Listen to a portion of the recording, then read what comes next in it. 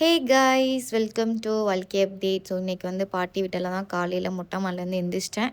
So நேற்று உள்ள video பார்த்துருந்தீங்கன்னா இந்த வீடியோ புரிஞ்சிருக்கும். ஸோ வந்து பாட்டி வீட்டில் காலையிலே எந்திரிச்சிட்டு காலையிலே வந்து வெளில பார்த்துட்டு சூப்பராக இருந்துச்சு வெளில வியூஸ்லாம்.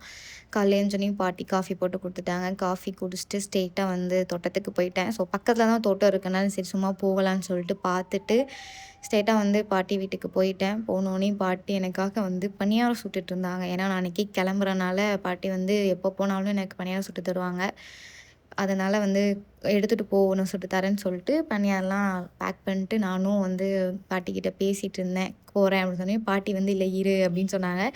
இல்லை பாட்டி எனக்கு வேலை இருக்குது சொன்னோடனே எனக்காக காலையிலே எழுந்துச்சி சமைச்சு எல்லாமே பண்ணி வச்சுருந்தாங்க. நானும் ஃப்ரெஷ் ஆகிட்டு சாப்பிட உட்காந்துட்டேன்.